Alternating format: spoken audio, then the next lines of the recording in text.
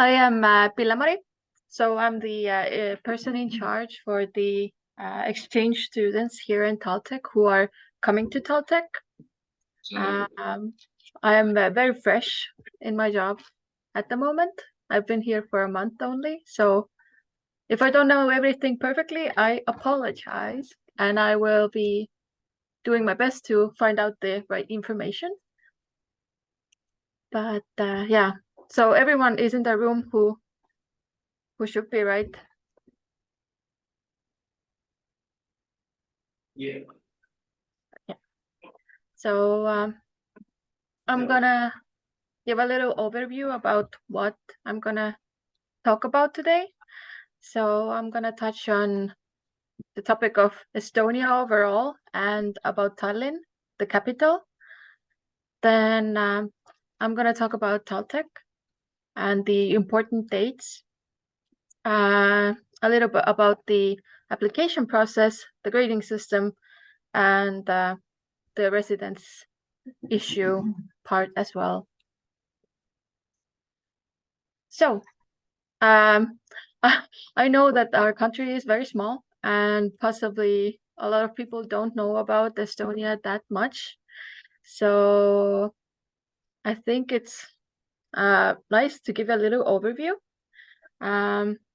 I hope that someone has heard of Starship or Skype or Wise, for example, because those are all Estonian companies.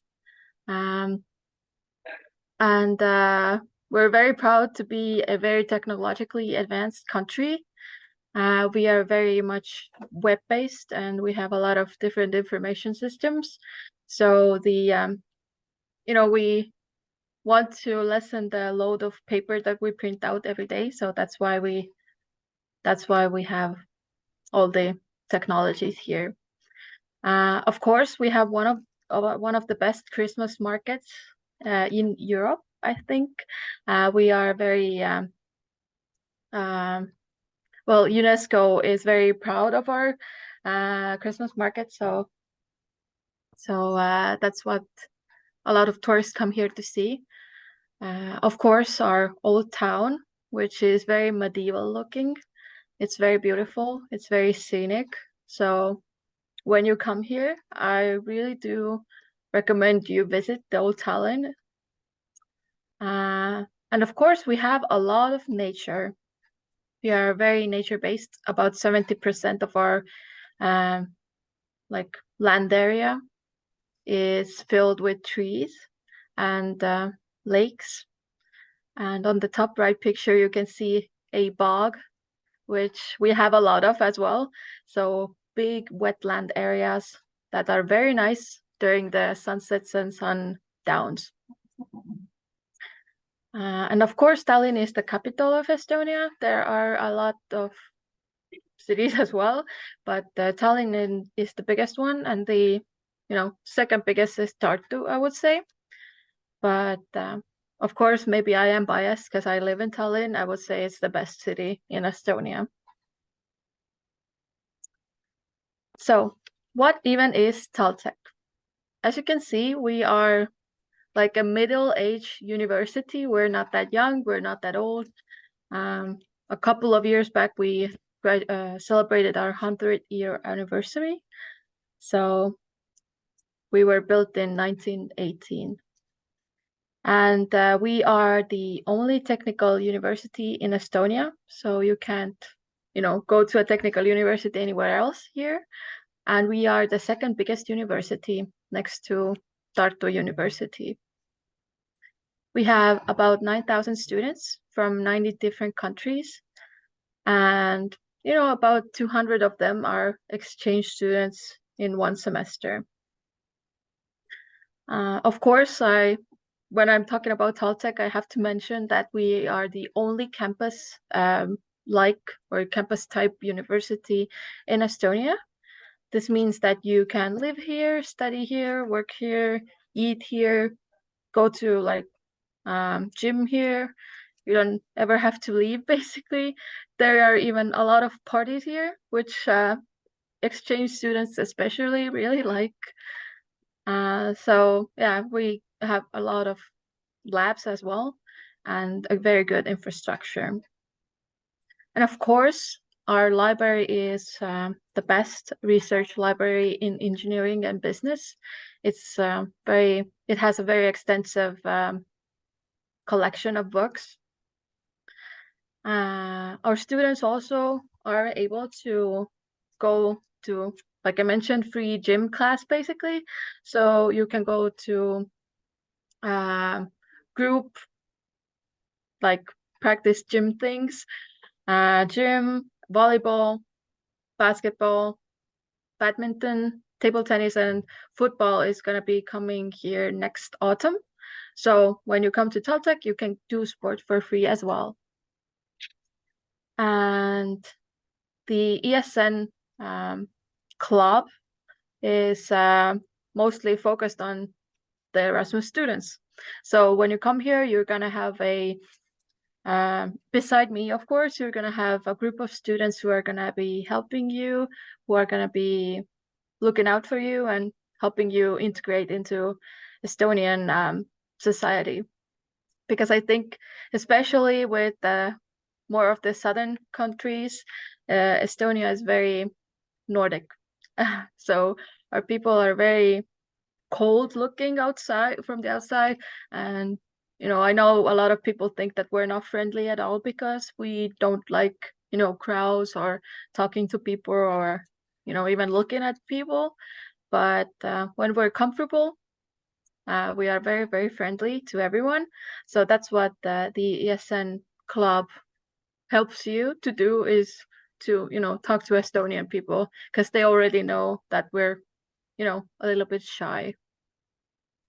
Of course, you're going to be studying in English, but if you wish, you can learn Estonian. You can practice Estonian here, but you don't have to worry about, what if some of my curricula is in Estonian. So there's a huge website on talltech.ee or web page subsection that has all of the most important stuff in one place. So if you're interested, you can go there and, basically do a whole day scrolling on just one subsection of our web page. But of course, you can ask me because I know there's a lot of information. Then a little bit more about the dates. The nomination deadline is May 1st. So this means that your university has to nominate you in our Solemove platform so you can come here. All student or our universities have different ways that you can apply, so you can ask that from your own university, but so your school has to nominate you by May 1st of 2024. And then I will give you login credentials so you can do your application by May 15th. And when you are applying for Erasmus exchange during the spring semester, you can come to your exchange for either autumn semester or the whole academic year. So as you may know, that you can have a maximum of 12 months to be in exchange, and you can spend it all in Talltech if you wish.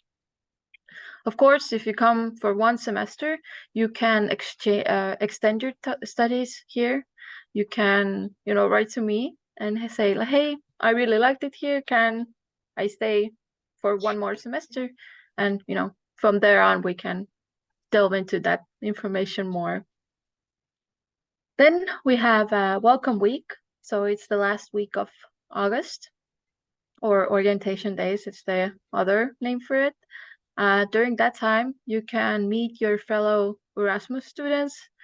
You can know more about our, how Talltech works, how we do stuff here, and maybe more about the inner intel on how to do well. and how to talk to other people. So it's a very fun week. You can, eat a lot of food and meet other cool people. And of course, the autumn semester dates are from the 26th of August until 21st of December. So the people who are now for their autumn semester are going to be ending their exchange pretty soon. So the application, what you have to do. Basically, as I mentioned, only the people who were nominated by their universities on SolarMove platform can do an application on SolarMove. So you will get your credentials. They are very important, like all login information. You can't forget them. You can't, misplace them. Of course, if you lose your password, it's okay. I can give you another one. But it's very important to, keep them safe. And of course, you're going to be doing your application. You're going to be uploading the documents that I'm going to mention pretty soon. But I think it's a very straightforward way of doing an application. And of course, very important is to, remember that we are going to be checking the applications in order that we receive them, because there, like I mentioned, could be 200 students per semester. And, it's not feasible that I, check all of them in the same day. So I would ask for myself that you have a little bit of patience, that I can, get to your application, when I get to it, basically. But I will be checking everything within a month. So a month is for me to give you maybe feedback. Maybe you need to add something, but yeah. So on the application, you have to upload quite a few documents, I would say. So one of the most important ones is the copy of your ID. Here, I would like to mention that your ID has to be valid for the whole duration of your exchange and 6 months after. So, I will try to check every document that is uploaded, but I can miss some details, right? So please, when you are applying either to Taltech or anywhere else, check if your document is valid until the whole duration. The second one is transcript of records. So there we have some subjects that are that have prerequisites. For example, if you're doing, I don't know, JavaScript 2, then you need to know or need to have known the basics of JavaScript. So you need to know the most, the basic level to do the high level one. I think that's logical, right? So that's what the transcript is for. So I can check that everything we need you to have is, you have. Then your learning agreement or your online learning agreement. That is a document basically, or a contract between all three of us. So me, your home university's coordinator, and yourself, that you are going to be taking certain subjects and you are going to be learning here. I cannot accept your application without it. So please make sure that you do have it for the right time. Of course, you need to know English at a B2 level, because all of our courses are in the B2 level. If you don't, know how to speak English, then unfortunately, it will be very difficult for you. And of course, you want to be talking to other people. So that's what the English is for as well. And then your CV. So sometimes I have noticed that a lot of programmers put their, what programming languages they know in their CV, which is very helpful for me when I need to know that there are some prerequisites to a few of our courses, and they don't maybe, reflect in the transcript of records. So that's what the CV is for. So I can know that you actually have experienced some of the things that we need for some courses. And if you're applying for design courses, then you need to upload a motivation letter and a portfolio. If you're not, if you don't want to do design courses, then you don't have to do it. And just to reiterate, the deadline is May 15th. Yes, and like I mentioned, all the courses are in English. We have a very extensive course catalog for your, viewing.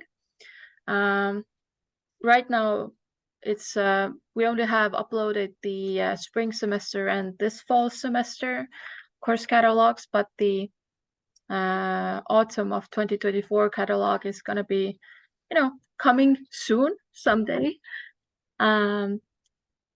This selection of courses was basically handpicked by the professors for Erasmus students, so that they can, take something fun, but not also be overwhelmed.